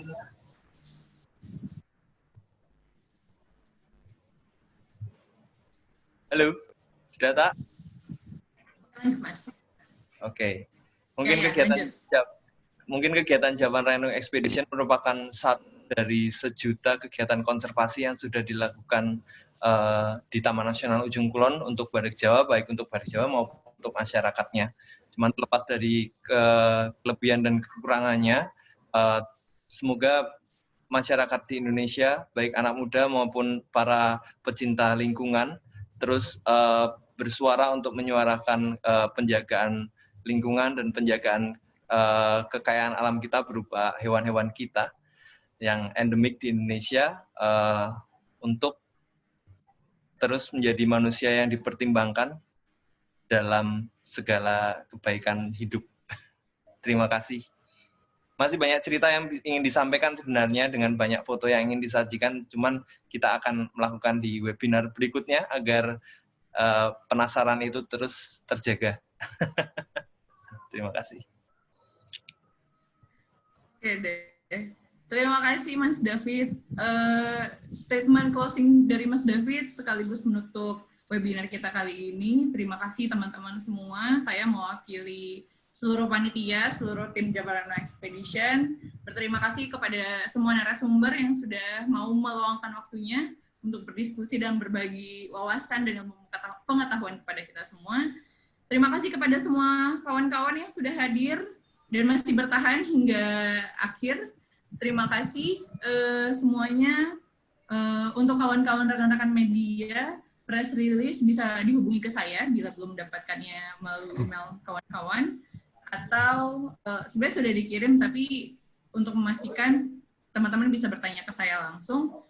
Jika ada teman-teman yang tertarik untuk membeli bukunya, buku Javan Rhino Expedition, Surviving in Silence, kawan-kawan bisa menghubungi kami di Instagram @_javanrhino. Bisa langsung menghubungi saya, bisa langsung menghubungi David bila ada kontaknya David. Jangan lupa untuk terus ikuti kabar badak Jawa di Ujung Kulon melalui kanal sosial media Instagram kita, ada di @jabanreno, @_jabanreno, dan tentunya Instagram Taman Nasional Ujung Kulon di @tnujungkulon. Gitu. Terima kasih semuanya. Stay safe, stay healthy, stay happy. Selamat Hari Badak Sedunia. Mari kita terus berkolaborasi dan semangat untuk menjaga badak Jawa yang kita punya. Terima kasih. Terima kasih semuanya. Selamat sore. Terima kasih Bu Tata, Pak David, Pak Apuy, Pak Yayus, Terima kasih. Bapak-bapak, Terima kasih Ibu, Pak dan Anggodo. adik-adik Terima semuanya. kasih Kang Terima kasih. Yayus. Ya. Mbak Tata. Terima kasih terhadap Apuy peserta semuanya. Semua peserta terima kasih banyak.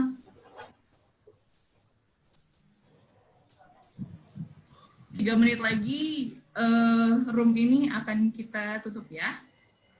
Terima kasih semuanya. Oh iya, untuk yang teman-teman media yang Ganteng banget ya di situ ya.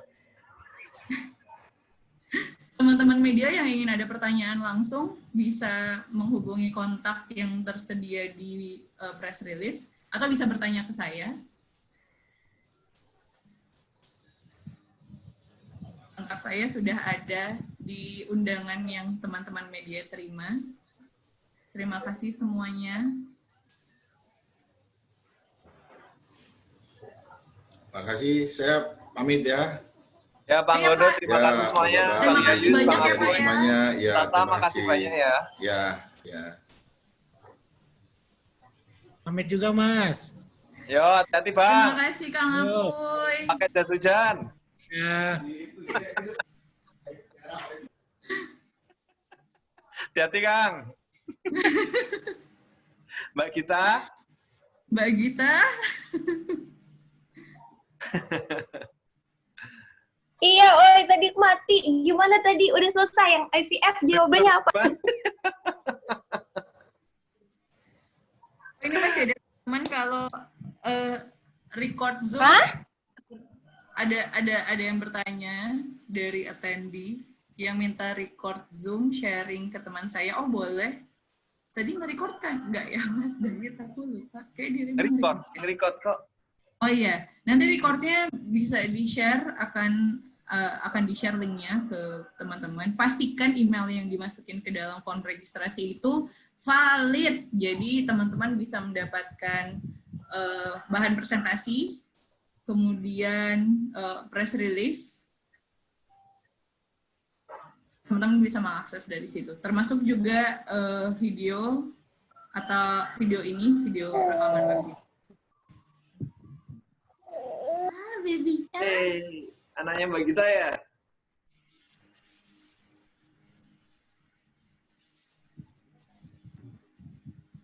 Terima kasih teman-teman semua yang sudah bergabung ya.